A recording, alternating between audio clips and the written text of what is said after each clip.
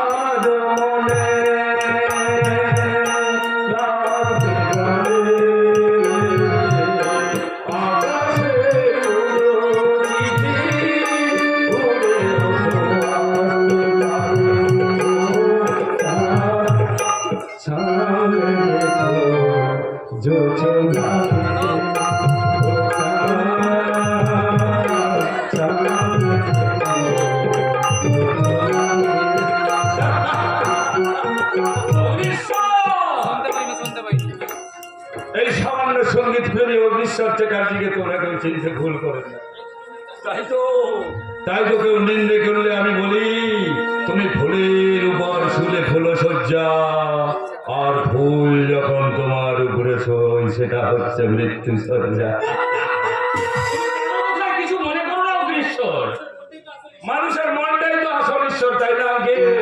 তাই তো আমার আড়ালে আবদালে যে যাই বলুক না কেন, আমি শুধু একটা কথা বিশ্বাস করি, মানুষ হিরে সোনাকেই সন্দেহ করে কিন্তু লোহাকে কখনোই নয়।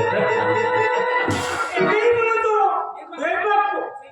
সেই জন্য তো আমরা সবসময় তোমার প্রশংসাই করি। আর কেউ নিন্দে করলে আমরা প্রতিবাদ করি। নিন্দে বা প্রশংসায় কি আসে যায় রে সাথী? সারা বছর পেট্রোল ডিজেলের মূল্য বৃদ্ধি সয়ে এলাম, কত ভাগাড়ের মাংস হজম করে ফেললাম, মাথা মাছিয়ে কত উঁচু ব্রিজ পার হয়ে এলাম, আর এই মলয়দার মতো মানুষের সামান্য কথাটুকু হজম করতে পারবো না। বেশি খণ্ডন করবে না অফিসার। তুমি ভাববে না চোখ চোখ করলে কিন্তু সোনা হওয়া যায় না। সেটা তুমি বলবে, বলবে না, সেটা তুমি বলবে। কারণ কাউকে দরকারের চেয়ে বেশি দাম দিলে সে তোমাকে সস্তায় ভেবে বস্তায় বন্দি করে রাস্তায় ছুঁড়ে ফেলে দেবে। রাস্তা কারণ আমার কাছে তুমি পারোনা হেরের চেয়েও দামি।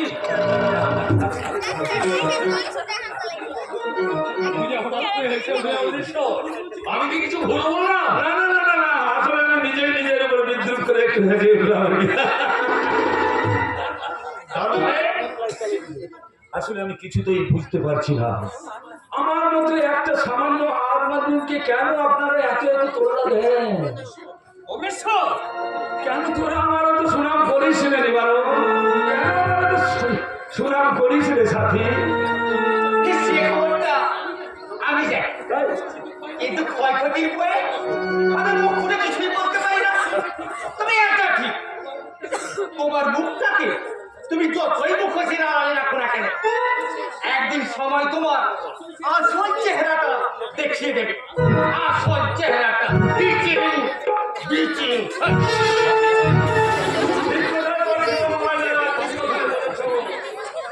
এই পৃথিবীর সবচেয়ে মর্মান্তিক ঘটনা হলো চেনা মানুষের অচেনা পৃথিবী। তাই না রে নিবারণ? তাই তো সীমা, তুই তো দেখছিস একেবারে ভয়ে ভাবতে শুরু করে দিচ্ছে। ভয় নয় গো ভবিষ্যৎটা, এ হলো তোমার আশীর্বাদ। ভয়কে জয় করার ভালোবাসা, এই ভালোবাসার সমুদ্রে যে ডোবে সে আসে, যে বাঁচে সে হচ্ছে দিবানা, আর যে সাঁতার কাটে সে হলো শেয়ালে। আমি ঠিক তোর কাছে কি রে সাথী? তুমি আমার কাছে জানি না, জানি না। আপনি কিছু বলবেন না? বিখ্যাত ব্যবসাদার কাম 2 নম্বরী কারবারের মালিক মিস্টার বীরেশ ব্যানার্জি। নিশ্চয়ই বলবো, নিশ্চয়ই বলবো। তুমি যে আমার অতি প্রিয়, অতি আপনজন রমেশ্বর। সরকার কথার উপরে ট্যাক্স চাপাই নিব, হেমালো কথা বলে আমার মুখটাকে সেলাই করতে চাই, চিপছে না।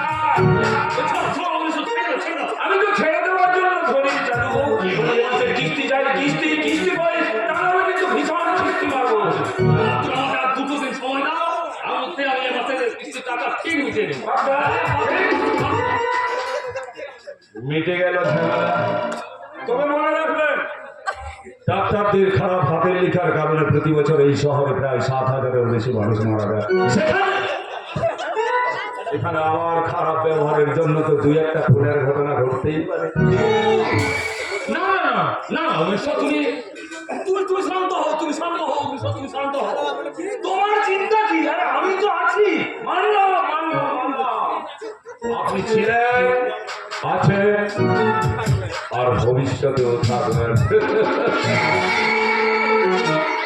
কিন্তু আমি জানতে চাইছি, আচ্ছা ব্যানার্জি বাবু, এই যে ব্যাংকে লোন শোধ করার মতো প্রতি মাসে মাসে আমাকে হপ্তা দিয়ে যান, আসলে কারণটা কি জানতে পারি? যে কারণটা জানে তুমি, আমি আর একজন তৃতীয় ব্যক্তি, কিন্তু সে কথা কাউকে বলা যাবে না। কারণ দেওয়ালেরও কারণ আছে। সে কথা যদি আপনার মেয়ে বন্যিশিকা বুঝতে পারে, তাহলে কিন্তু আমাদের ব্যবসার 12টা বাজিয়ে দেবে। ছাড়ো তো বন্নিশিকার কথা। ও তো যে তার জগৎ থাকে।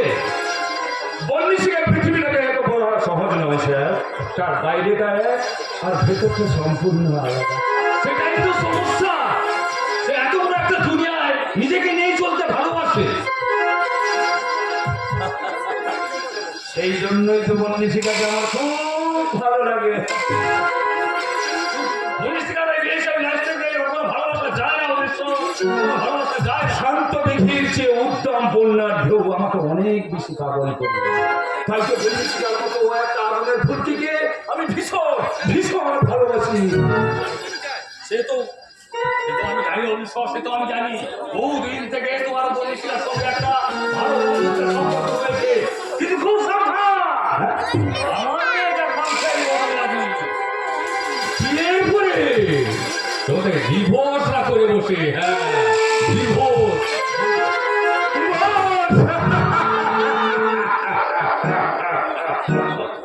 ডিভোর্স হলেই জানবো আমার দোষ। ও যত ফোঁস করবে আমি তাকে তত বেশি ভালোবাসবো। বন্নিশিকার নাম শুনলে আমার শরীরটা যেন কেমন হয়ে ওঠে। ওর মনটা বুকে পড়লে আমার মনটা বাচ্চা শিশুর মতো হয়ে যায়। আর ঠিক তখনই আধো আলো ছায়াতে সাদা পায়রার মতো উড়তে উড়তে আমার স্বপ্নের বাসায় আসে রূপকথার রাজপরী বন্নিশিখা। दिल साजन झूला झूलो मैं वादा कैसे भूलूं मैं उड़ना उड़ना दिल साजन झूला झूलो मैं वादा कैसे भूलूं दिल मैं उड़ना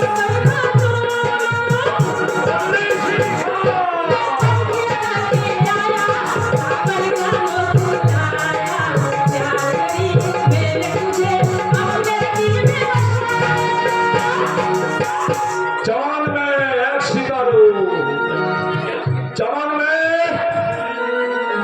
401 सितारों से नहीं, चांदनी चांद से होती है सितारों से नहीं।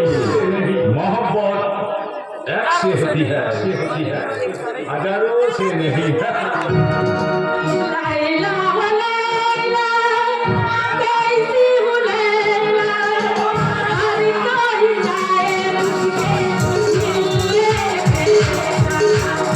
लैला हो लैला कैसी हो लैला हर कोई जाए मुझको मिलने लैला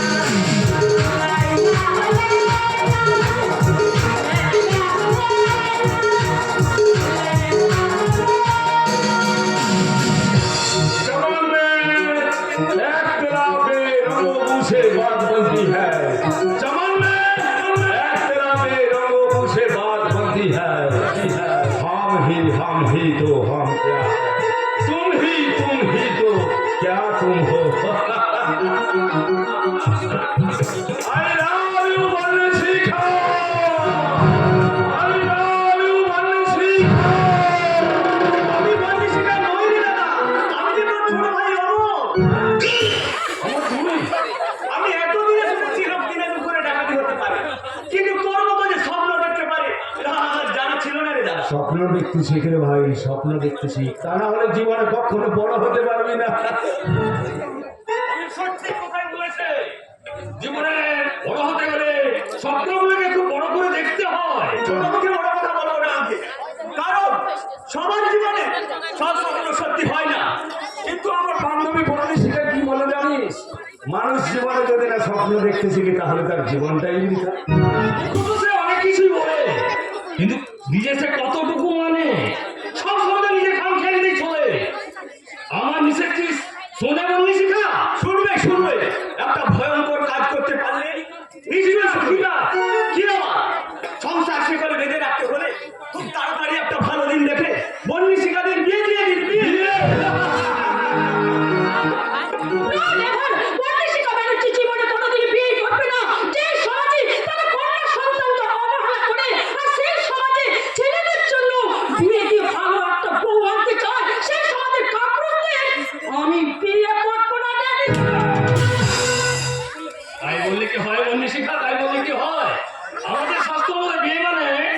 পুরুষ নারীর একটা পবিত্র বন্ধন।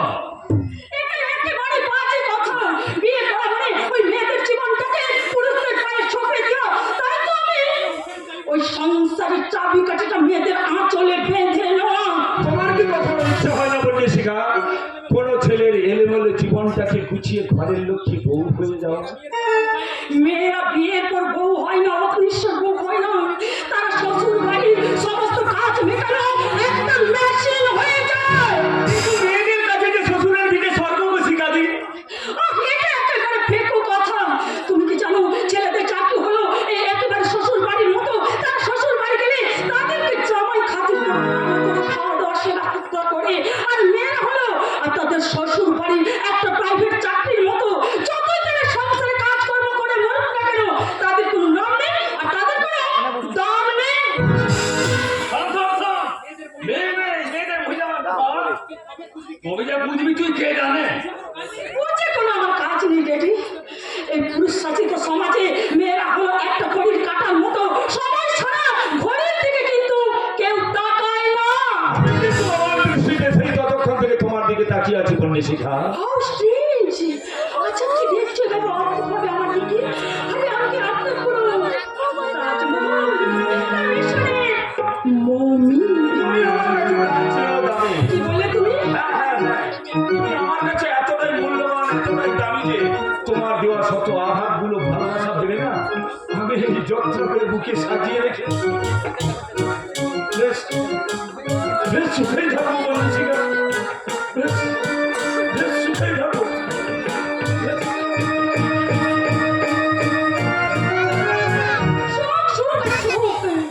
এই সুখ শব্দটা বলার সময় অগ্নিশ্বরী আচ্ছা কিভাবে মুখের আকৃতিটা হয়েছিল তুমি এত ভালো করে দেখেছো নাকি? মাঝে মধ্যে কিছু বিশেষ কথা কিছু প্রতিক্রিয়া ছিল তার মুখের মধ্যে আটকে আছে। আমি লক্ষ্য করেছি বিশেষ করে মুখে ওর কথা নিজের কেমন হয়ে যায়। আপনারা ঠিক ধরেছেন। দাদা ছোটবেলা থেকে যেটা হাতের কাছে চাইতো সেটা না পেরে সবকিছু ভেঙে চুরমার করে দিত। তারপর রাত করে গেলে আমার উপরে কাঁদতো। আচ্ছা তুমি কিছু মনে করো না আমার অগ্নিশ্বরের এই ধরনের আচরণটা ওটা কোনো ভালো লক্ষণ নয়। সেটি বলে যাকে বলে সাইকল পেশেন্ট। তুই কি বলছিস রে বলে শিখা? তুই কি বলছিস? তাহলে উনিশশো চারাকি সুস্থ স্বাভাবিক মানুষ নয়। আমার মাঝে মাঝে বড্ড ভয় হয়। এইভাবে যদি চলতে থাকে তাহলে অগ্নিশ্বরের ওই মানসিক চিন্তাটা বেড়ে চলবে। তাহলে তো একটা হিংস্র জানোয়ারের মতো ও মানুষ হয়ে বেড়ে যাবে। সাংঘাতিক কাণ্ড ঘটে গেছে স্যার, সাংঘাতিক কাণ্ড ঘটে গেছে। কি হয়েছে বলো? আমরা মিরর বেলার মাটিতে খুঁটিগুলো পুঁতেছিলাম। একটু আগে ইডিয়েট তুফান এসে আমাদের পুতো সমস্ত খুঁটিগুলো উপরে ফেলে দিয়েছে। আর আপনারা কি করছিলেন? ওই শয়তানটা আমাদের স্বপ্নের প্যাটার্নগুলো তুলে ফেলে দিয়েছিল। আর আপনারা কি চুরি করে শাড়ির পরে পেটি ছিল বসে ঘরের পরে বসেছিলেন। আমরা বসে নেই কর্মীশিখা, আমরা বসে নেই, আমরা শুধু স্যারের পারমিশনের অপেক্ষায় ছিলাম। পারমিশন এখন আপনারা পারমিশনের অপেক্ষায় বসে আছেন। কেন আপনারা অ্যাকশন নিতে পারছেন না? কে সেই তুফান? চল আপনারা পাল্টা অ্যাকশন নিন, অ্যাকশন। হঠাৎ করে অ্যাক্সিডেন্ট হওয়ার আগে পরবর্তী পরিস্থিতির কথাটা একটু ভেবে নিতে হবে। বেশি ভাবার আমার একটু সময় নেই ড্যাডি। তুমি একটু দূরে গিয়ে এগিয়ে দেখো। আর একটু দূর গেছে নইলে হয়তো আমরা পিছিয়ে পড়ব। কিন্তু আমি বলছিলাম কি বললি শিখাদি এই জীবনপুর গায়ের অনেক চোখ গরিব মানুষের কথাটা তো একবার আপনার ভাবা উচিত। তুমি ভুল ভাবছো আমার। ওই গায়ের গরিব মানুষদের বোঝা উচিত ওই জমির আবেগ দিয়ে কখনো জীবনের উন্নতি করা যায় না। ওখানে দরকার কারখানা শিল্প উন্নতি করা যাবে না। এই প্রয়োজনের কথা তুমি ভাবলে কি হবে? গায়ের মানুষ শুনলে তো কর্মীশিখা। সেই জন্য তো শিক্ষা দরকার। আর অভিজ্ঞতায় প্রমাণ করেছে সিঙ্গুর ওখানে না পেয়েছে চাপ না পেয়েছে চাকরি শুধু বিচার করে সেখানে প্রযুক্ত বড় হয়ে উঠেছে। বলি শিখা আসলে কি জানো ড্যাডি? চুপ চুপ করে বন্ধ নারীর মতো রাজনীতির মতো একে চলেছে আমাদের এই সমাজ। তুমি কি ভাবতে পারো ড্যাডি? আমি কি ওই 38% 90% ভারতীয়, তারা এই দেশের মানুষেরাই, তারা বিদেশে কত পাঠিয়ে দিয়েছে, তাই তো? কারণ ভারতে থাকলে ওই পর পাশ মানুষগুলোকে ওদেরকে যে প্রাণীর কাজ করতে হতো। একদম সত্যি। কিন্তু জোর করে কি জমি অধিগ্রহণ করা যায় বসিকাবিন? আচ্ছা তুমি কেন বুঝতে পারছো না? আমি জীবনপুর গায়ে সাধারণ মানুষদের আমি উন্নতি চাই।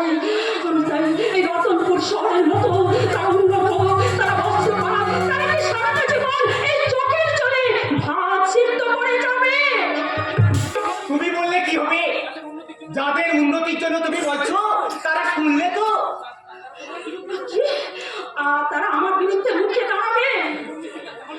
তাহলে কন্যাশিকা রূপটা তারা নিজের চোখে দেখতে পাবে।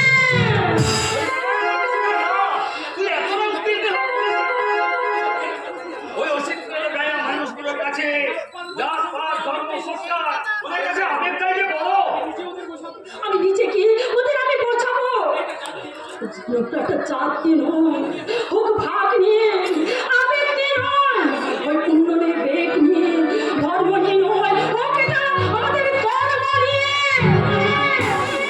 এই তুফানের দল তোমার কোনো কথাই শুনবে না বংশিকা। আর তা যদি সে না শুনে, তাহলে কায়ের অশিক্ষিত মানুষগুলো আমি উচিত শিক্ষা দেব। তুই এত উত্তেজিত করিস না। তুমি কিছুতে ভয় পেও না, যদি তুমি ভয় পেও না, তোমার মেয়ে কন্যাশিকা জীবনে কোনোদিন সে হাঁটতে শিখেনি। তাই আজ থেকে কাউকে কিছু ভাবতে হবে না। ওইসব জমির ব্যাপারে আমি সব কিছু ফাইসলা করে ফেলবো। তুই দায়িত্ব নিবি সকলে। হ্যাঁ, তুমি ভুলে যেও না ড্যাডি, আমি MBBS পড়েছি, আমি আধুনিক শিক্ষিতায় আমি বড় হয়েছি। তাই আমার যে আমার শিক্ষা এটাই হলো আমার একমাত্র সম্পদ। কোনো কিন্তু নয়। যে কাজটা এতদিন আপনারা করতে পারেনি, সে কাজটা আমি এক মুহূর্তে ওই লোকাল থানায় ফোন করে প্রশাসনের হাতে আমি ওই সাহায্যে এই কাজটাই আমি করবো। এবার ওই চিরপুরে গায়ে নয়া মস্তান তুফান, এবার তুমি বুঝতে পারবে এই কন্যাশিকা ব্যানার্জির হাতের দৌড় কত দূর। আমি গায়ের অশিক্ষিত মানুষগুলো, এবার তোমরা বুঝবে মেয়েরা যে হাতে প্রদীপ চালায় সেই হাতে তারা চালাবে আপনি আগুন।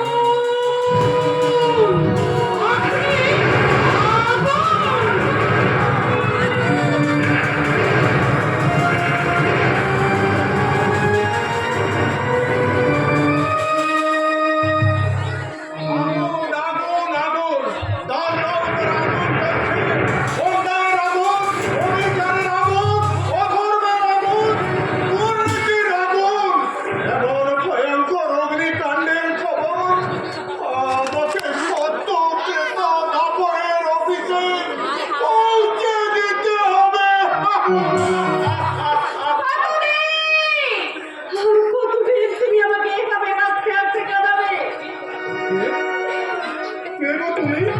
এই মহাভারতের গান্ধারী, নাই পশ্চিমবঙ্গের মা?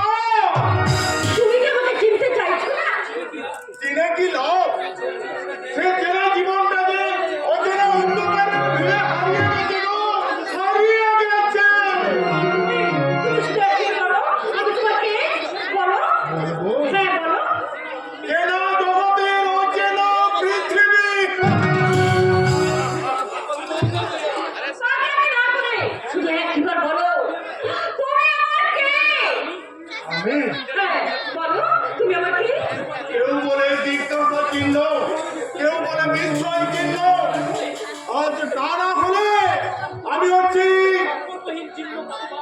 সংকটহীন চিহ্ন মতবাদ। তুমি কি চিরকাল সেই সম্পর্কের সব বন্ধনকে জালিপে ছাই করে দেবে? কিন্তু সম্পর্কে কোনো নাম হয় না গো, কোনো নাম হয় না। তাই তো আমার মধ্যে পাই না খুঁজে এই তুমি নামের অতীতটাকে গো, তুমি নামের অতীতটাকে।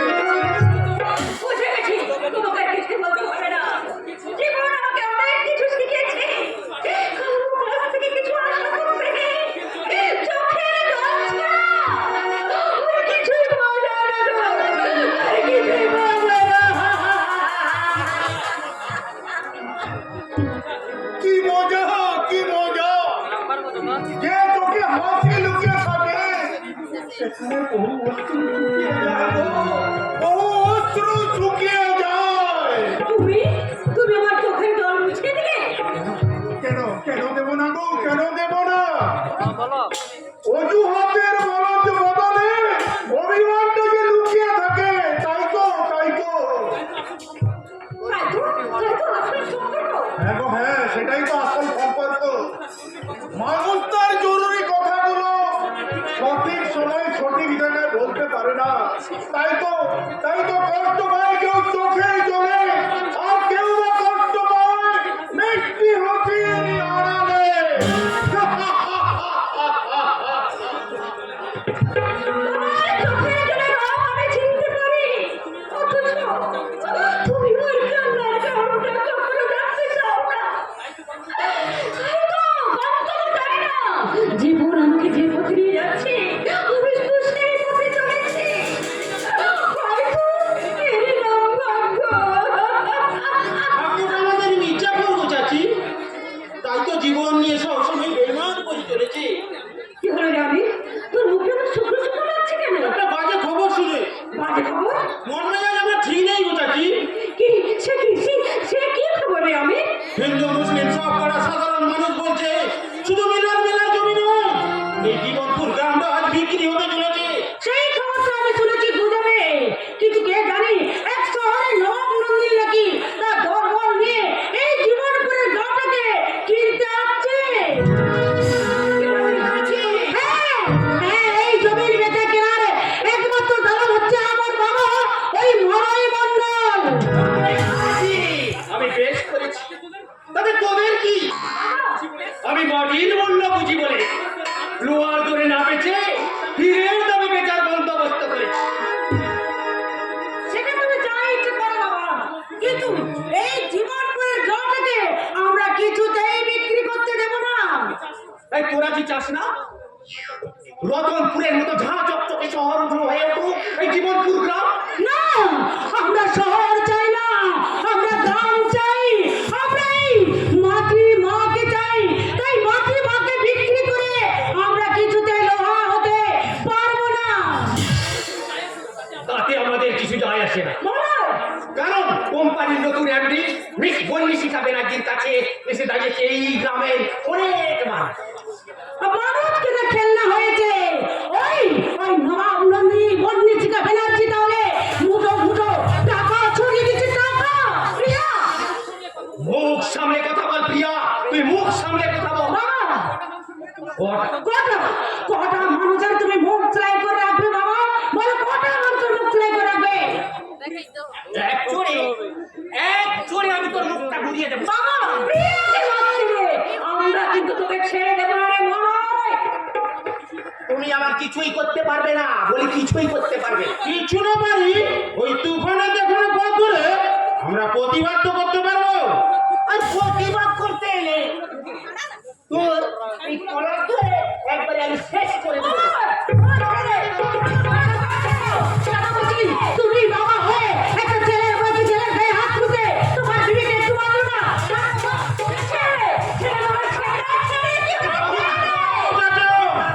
আমরা কিন্তু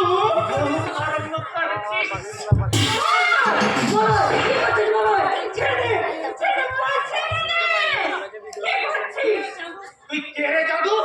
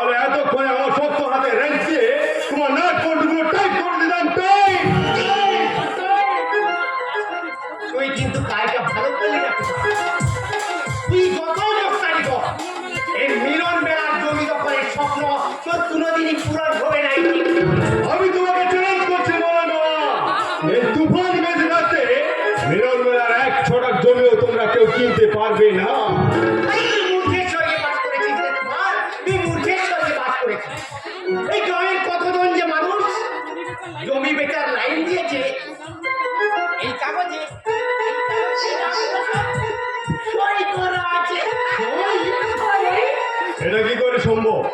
আমরা গায়ের মানুষ তো ঐক্যবদ্ধ। মিলন মেলায় কে এমন প্রভাবশালী ব্যক্তি আছে যে আমাদের একতায় আগুন ধরাতে পারে? সে কে?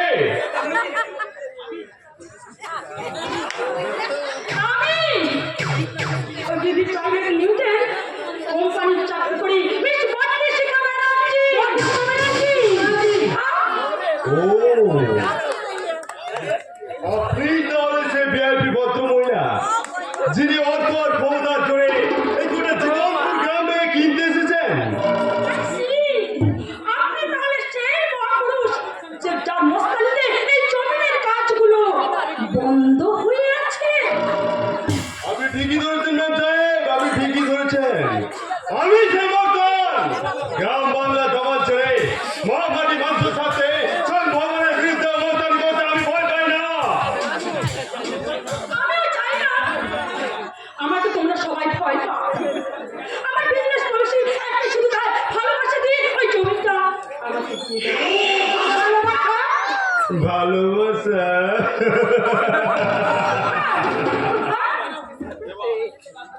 এই কথাটা শুনে না গাদারাও হেসে উঠবে। রাজপ্রাসাদে সোনার পালঙ্কে শুয়ে থাকা রাজকুমারী কিনা গায়ের গরিব মানুষদের ভালোবাসে। সেটা না বিশ্বাস করলে এটা আমার দুর্ভাগ্য। আমি গায়ে উন্নতি চাই। আমি এইসব মানুষের মুখে আমি হাসি ফোটাতে চাই। এই মিলনের জমিটা দিলে অন্য শিল্প নয়, এখান থেকে আমি একেবারে স্বর্গ ঘরে তুলবো। স্বর্গ স্বর্গের স্বপ্ন দেখি শুকনো কথায় কিনে ভেজে না এটা। আচ্ছা তোমরা কেন বুঝতে চাইছো না বলো তো? ওই জমির ভাবাবেগ দিয়ে ওই জীবনের সব আশা কিন্তু কোনোদিন পূর্ণ হয় না। ঠকেছি শান্তি বড় আমাদের কাছে। মাটি হচ্ছে মা, আর সেই মাটি মাকে আমরা কিছুতেই বিক্রি করতে পারবো না, কিছুতেই না। এইসব বেঁচে থাকা তো মরণের সভা। বাবা বাবা ময়া মমতার মূল্যকে আমরা বলারকে খুন করতে পারবো না। বলার বাবুর কথাগুলো কিন্তু একেবারে মূল্যহীন, কিন্তু আপনারা কেউ ভাববে না। জমিটা দিলে আপনারা দাম পাবেন, চাকরি পাবেন, ঘরে ঘরে অনেক সুখ আসবে, আর জীবনপুর গায়ে সবাই জানবে আর নাম আর সম্মানের নাম আর দামের মোহে এই গ্রাম আমরা বেচবো না। আমরা কে পাখি নয় যে রবির লাল লঙ্কা দেখিয়ে লালসার ভাত পেতে আমাদের ধরবেন। লাভ লোকসানের হিসাব করতে আমি কিছুতেই চাই না। আর জীবনে আপনাকে অনেক কিছু ঠকতে হবে। এই গাছ লাগালে ফল পাবে। ফুল ফোটানো গায়ের মানুষ কখনো পথ ভুল করে নেবেন সাহেব, কারণ আমরা আছি সারাকে আমেরিকার মাটিতে পুতলেও তাতে কখনো আম ধরে না। আমি কিন্তু দরদামে কিছুতেই আমি যাচ্ছি না। তাহলে আমি শেষ করার মতো জানতে চাইছি ওই মিলন মেলার জমিটা আমার হাতে তুলে দেবেন কি না? তাহলে আমার হয়ে আইনি করবে শেষ কথা। আপনাদের সে আইনকে প্রেরণ করে দেবে আমার এই জনতা আদালত। আর আমার আদালতের শেষ রায় তাহলে তুমিও শুনে রেখো রাস্তেল। ওই মিলন মেলার জমি যদি আমি না পাই, তুমি অশান্তির আগুন চালিয়ে এই গ্রামটাকে আমি একেবারে জ্বালিয়ে পুড়ে আমি ছাই করে দেবো। গায়ের মাটি আর মায়ের আঁচলকে আগুন ধরাতে এলে না আপনার ওই ফাগুনের আমার রূপটাকে আমি সকালে চিন্তা করে যাবো। চিন্তা আমি বর্ণিশিখা ব্যানার্জি। আমি আগুন নিয়ে খেলা করতেই আমি চাই। তাই ওই বর্ণিশিখা ব্যানার্জি যদি জমিটা না পায় তাহলে কিন্তু লাশের পর লাশ হাতে পড়ে যাবে। আমি আমার জীবনকে বাজে রেখে আপনার পিস্তলের সামনে আমি মুখ পেতে দিলাম। তেমন দিলাম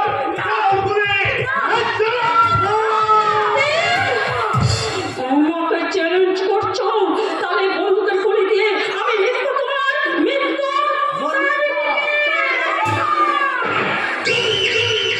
এ তুমি কি ঠিক করছো বলেছিল? আমি যদি ঠিক সময় এখানে আসি না পৌঁছতাম তাহলে এতক্ষণে এই মাঠখানা রক্তে রাঙা হয়ে উঠতো আর খুনের দায়ে তোমার হাতে জেলের ঘানি টানতে, জেলের ঘানি। তুমি তো ভালো করে জানো ঈশ্বর, আমার মনটা গরম হয়ে গেলে আমি নিজেকে কিছুতেই আমি ঠিক রাখতে পারি না। তার কারণে তো এটাই সমস্যা, মানসিক হাসপাতালে না গিয়ে জমি অধিগ্রহণ করতে আছে। এই যে মিস্টার, সব কিছুতে আপনি কিন্তু হেসে উড়িয়ে দেবেন না। একটা কথা তুমি মনে রেখো, ওই কন্যাশিকা ব্যানার্জি চা পায় আর তা যদি না পায় সে ভালো করে আদায় করে তবেই সে ছাড়ে। আজ আমার কালো ওই মিলন মেলার জমিটা আমার চাই চাই চাই। এতদিন তাই হয়ে এসেছিল, কিন্তু এক্ষেত্রে তোমার স্বামীর টিকিটটা সম্পূর্ণভাবে পাল্টে গেছে বন্যশিকা।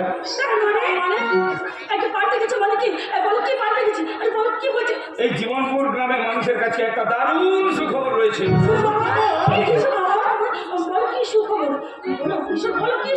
সেটা শুনলে তোমার হয়তো খারাপ লাগবে বন্যশিকা। বিবি প্রাইভেট কোম্পানি লিমিটেড সিদ্ধান্ত নিয়েছে যে এই মিলন মেলার মাঠে আর কোনো কারখানা হবে না।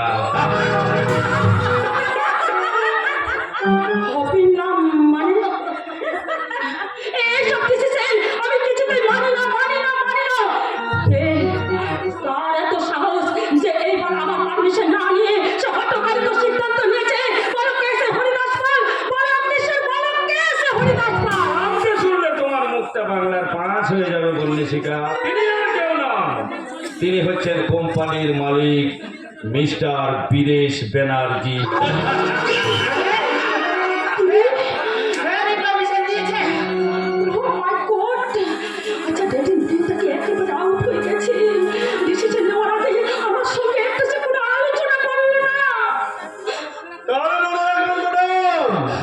ধর্মের কল্লা বাতাসে নড়ে, আর এবার থেকে ডাম হবে। শহরের অন্যায় নামের বিরুদ্ধে এই গ্রাম চিরকাল লড়াই করে জিতে এসেছে, লড়াই করে।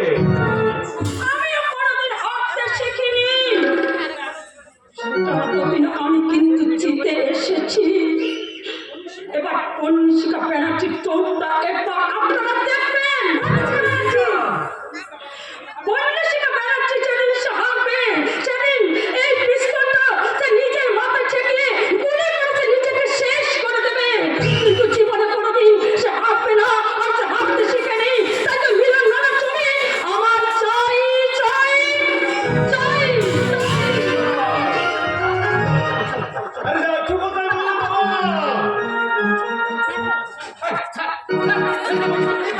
আরে রাস্তা তো খোলাই আছে, তা যাওয়ার আগে ট্যাক্সটা মিটিয়ে দিয়ে যাও। ট্যাক্স বলার বাবু তো তুমি দালালি করে, তিনি আবার কিসের ট্যাক্স দেবে? ট্যাক্স তো অনেক রকম হয়, রোড ট্যাক্স, গাড়ি ট্যাক্স, বাড়ি ট্যাক্স, যেতে গেলে ট্যাক্স, কিনতে হলে ট্যাক্স, সব কিছুতেই ট্যাক্স লাগে।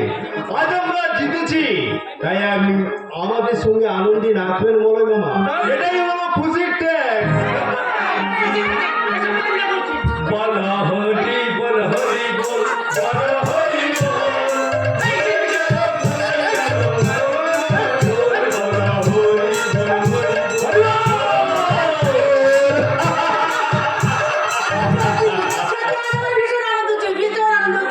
লড়াই করে জেতার আনন্দটা সবচেয়ে আলাদা হয়ে দাঁড়িয়েছে।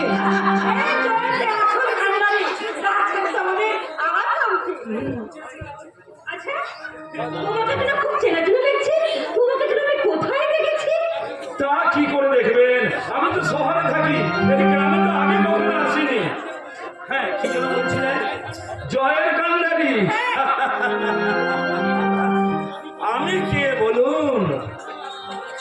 সবই তো জনতা জনার্দনের আশীর্বাদ। ওই কোম্পানির মালিককে বুঝিয়ে সুঝিয়ে সবে মাত্র রাজি করিয়েছে।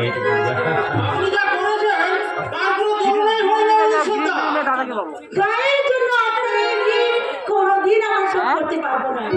গায়ের কথা মনে পড়লে কত সোনালী স্মৃতি জড়িয়ে আছে আমার এই গ্রাম। সেই গ্রামকে জিতিয়ে দিয়ে আজ তুমি সবার মুখে হাসি ফুটেছ অগ্নিশ্বর। আমি সত্যি মহান। আরে তুফান, এই ঘটনার আসল নায়ক তো তুমি। তুমি যে জীবনপুর গ্রামের যুবরাজ, আমাদের লম্বা রেসের ঘোড়া।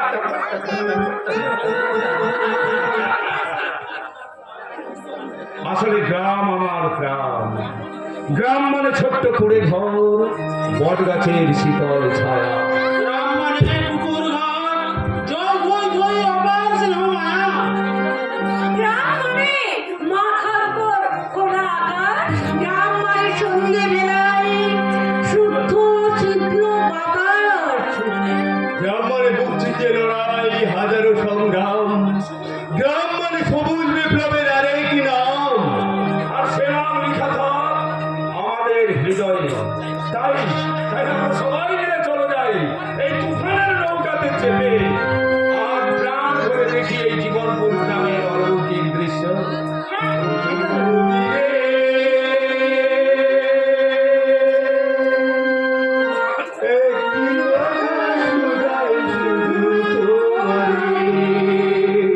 বলো কোথায় তোমার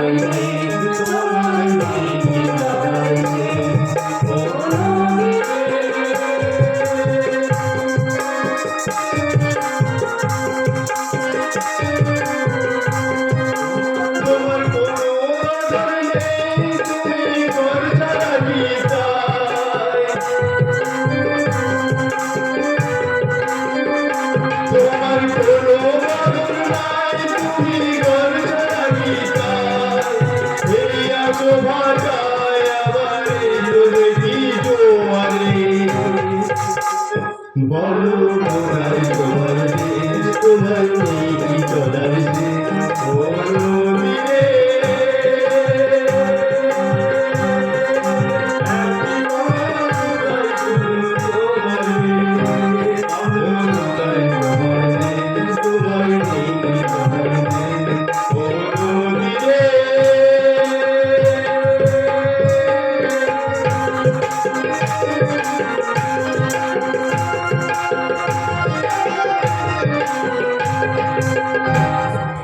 কি করি এখন এই মধ্যে দিদিমণিকে কিভাবে সামলাবো সাথী? যাচ্ছে তাই অবস্থা রে দাদা, জীবনপুর গ্রাম থেকে ফিরে আসার পর দিদিমণি একেবারে ট্রেনে বেগুনে চলে উঠছে। কি হবে কে জানে, হাতের কাছে যা পাচ্ছি নিমেষের মধ্যে গাড়ি চলে আছে আছে পাচ্ছে ঘরে দেওয়ালে। ওই আবার নামছে, সব ভেঙে ফেলবে। আজ মনে হচ্ছে বাড়িতে একটা লঙ্কা ঠান্ডা বেঁধে যাবে। পরিষেবা কাজ শুরু করেছে, এ অশান্তি আমরা নিতে পারছি না। আপনি একটু সাবধান করতে হবে, এ সময় মাথা গরম করলে মাথা আমার সবসময় ঠান্ডা থাকে, সবসময় শান্ত আছে, কিন্তু বন্দিসিকা আমাদের শান্তিতে বাঁচতে দেবে না। আপনি বেশি চাপ নেবেন না কর্তাবাবু, যখন তখন অভিমান করাটা তো দিদিমণির স্বভাব। অপমানই হলো, কোনো ভাবে কিছু ওর জীবনে সুখ ভোগ বিলাস আভিজাত্যের কোনো কমতি রেখেছি আমি? কর্তাবাবু কি ভেবেছে, কি ভেবেছি ও, কি মনে করেছে? আমার স্নেহের সুযোগ নিয়ে যা খুশি তাই করে বেড়াবে দিনের পর দিন, এবার মেয়ে পুরো উশৃঙ্খল হয়ে উঠবে। বাবা হয়ে আমি মেয়েকে শাসন করতে পারবো না। মানি না, আমি কারো কোনো কথা আমি বলতে মানি না। আমি নিজের কাছে আমি নিজে জানি, আমি নিজেকে আমি খুব ভালোবাসি। চুপ কর তুই। ওই তোর এই অন্যায় ছেলের জন্য একদিন সকলের ভালোবাসা হারাবি। আমি তো কোনো অন্যায় করিনি, টাইম পাস না হলে আমি গান শুনি, আমি গ্যাস খেলি, কিন্তু কারো সম্মান নেই। আমি কখনো খেলি না দিদি। বাইরে কথা বলবি না, বাইরে কথা বলবি না। বল কখন, কোথায়, কবে, কোথায় দেবো সম্মান করা আছে? কে তোমার সম্মান করেছে? তুমি আমাকে অসম্মান করেছো। হ্যাঁ, তুমি কি জানো দিদি, তুমি কি জানো তোমার হতকারিত সিদ্ধান্তের জন্য এই জীবনপুর মানুষের কাছে আমি কতখানি অপমানিত হয়েছি। জমি অধিগ্রহণের সিদ্ধান্ত আমি অনেক ভেবে চিনতে নিয়েছি রে মা, তাতে আমাদেরই তো ভালো হবে। কিন্তু তুমি কি জানো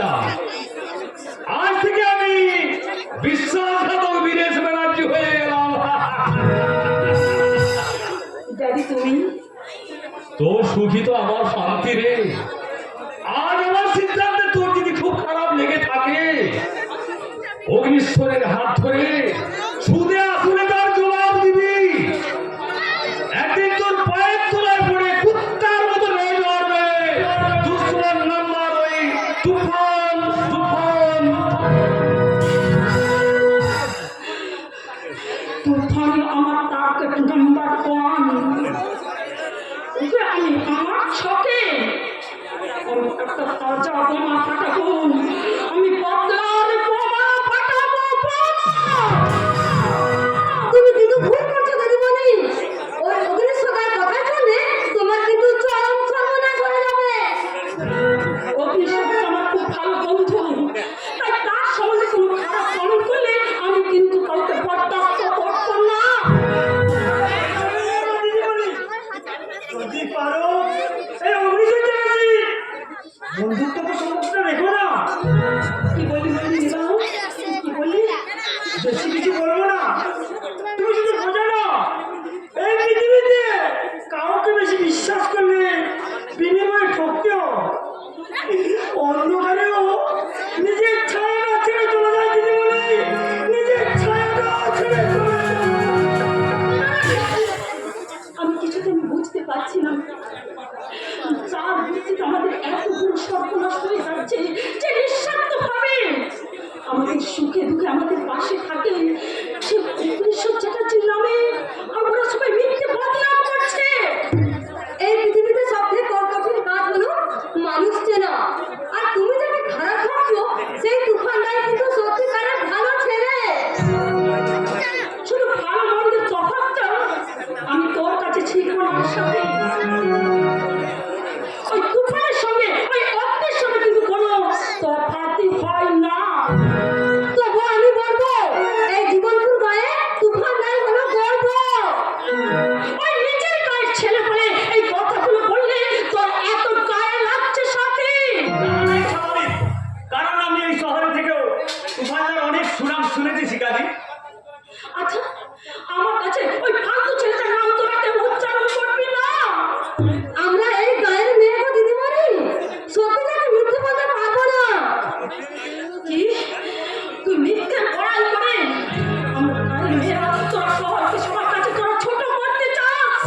শহর গ্রামকে দ্বন্দ্ব করে আমাদের এই সুন্দর সম্পর্কগুলোকে কেন পৃথিবীতে খারাপ করবো শিকারি? এটা তো আমিও বুঝি। আত্মসম্মান সব কিছু বন্ধক রেখে আমি কোনো সম্পর্ক আমি কিনতে চাই না। আমার কাছে আত্মমর্যাদাই হচ্ছে আমার কাছে সবচেয়ে বড়। তা আমি জানি গো দিদিমণি, তুমি শুধু জেদি নয়, প্রচন্ড আত্ম অহংকারী। দিদিমণি, সাথীকে তুমি চর মারলে শিকারি? আমি তাতে কিছু মনে করিনি, কারণ বাড়ির কাজের মেয়ে বেকার কথা বললে মা কিন্তু শাসন করবে। না না না, শাসন করার জন্য নয়। তোরা বিশ্বাস কর, আমি সাথে আমি মারতে চাইনি। আমি উত্তেজনার সাথে আমি নিজেকে স্থির রাখতে পারিনি সাথে। সেটা আমরা বুঝি গো বন্দি শিকারি, সেটা আমরা বুঝি। এই কবক্ত যন্ত্রণাকে তোমার ভেতরে ভেতরে করে করে খাচ্ছে। আমি তোদের কেমন করে বোঝাই? সেই মুহূর্তে আমি হয়েছি কতখানি অসহায়, কতখানি একা। তুমি তো সেই কষ্টের কথা বলতে গিয়ে দিদিমণি শুধু নীরবে চোখের জল ফেলেছো। চোখের জলগুলো আমি বুকের মধ্যে জমিয়ে রেখে সবাই ভাবে আমি খুব সুখে আছি। শুধু আমি জানি, আমার এই মন জানে এই বন্দিশিখা ব্যানার্জির জীবনটা আসলে সুখের অভিনয়, সুখের কি বললে? যে আমাকে পৃথিবীর আলো দেখিয়েছে, সে গর্ভধারী মাকে আমি কোনোদিন আমি চোখে দেখিনি। আমি জ্ঞান হওয়ার পর থেকে আমি ড্যাডির আদর্শে আমি বড় হয়েছি। আমি যা চেয়েছি আমি তা পেয়েছি, কিন্তু আমার ওই মমতাময় মায়ের স্নেহ ছায়া কি জিনিস আমি আজ আমি বুঝতে পারিনি। এত নিঝুম নিশুতি রাতে সবাই যখন ঘুমিয়ে পড়ে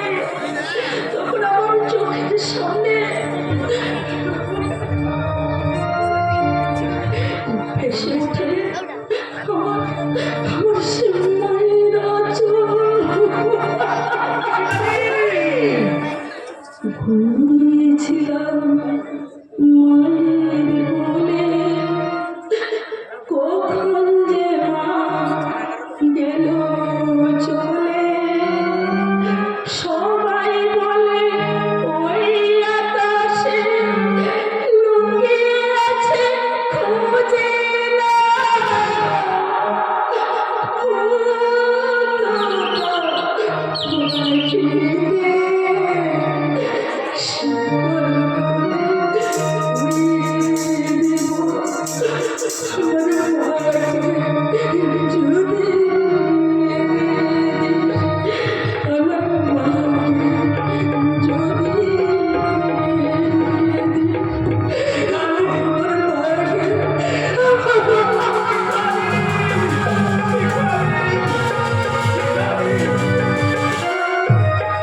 দিদিমণির কষ্ট দেখে আমার ভেতরটা যেন হাহাকার করে ওঠে। মানুষের বাইরে দেখে বোঝা যায় না যে ওনার ভেতরে কি হচ্ছে। মন দিয়ে কথা বলা তোমার কাজে না অমরদা। অনেক অসংখ্য অজস্র। যেমন একটা শুনি। সেদিন আমাকে রথের মেলা নিয়ে যাবে বলে কোথায় যে ফেরিস হয়ে গেলে আর তো পেলামই না। আমার কি দোষ বলো? রথের মেলার দিন পরপর 3খানা বিয়ের সম্বন্ধ চলে এলো। 3খানা? নাম্বার 1 সুরঞ্জনা, যেন শিশিরে ভেজা পদ্ম পাতা। কত পাতা না কচুর পাতা? নাম্বার 2 মধুশ্রী, যেন আঙুর আঙুর চোখ। ওই চোখে আমি লাল লঙ্কার গুঁড়ো ছিটিয়ে দেবো। Number 3 miss Pamela. আমি যে তোকে ঝামেলা করবো, ঝামেলা। একেই তো বলে মঞ্চুরির মামলা। তুমি আমাকে খুব ভালোবাসো তাই না? ভালোবেসেছি, ভালোবাসি, ভালোবাসবো।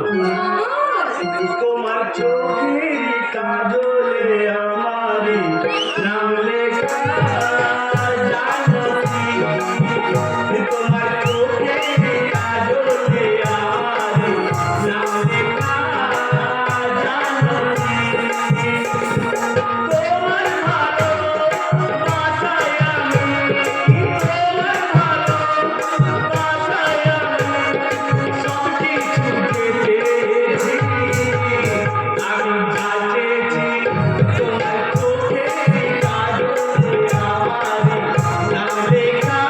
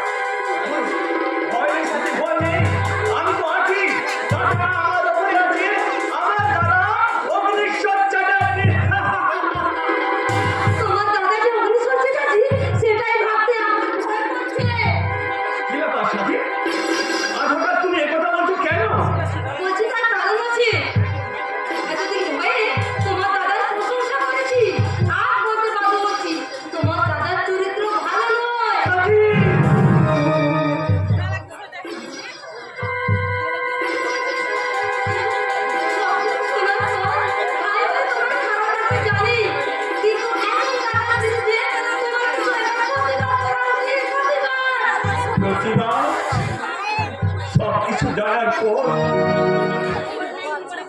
আমি যে প্রতিবাদ করার ভাষা হারিয়ে ফেলেছি।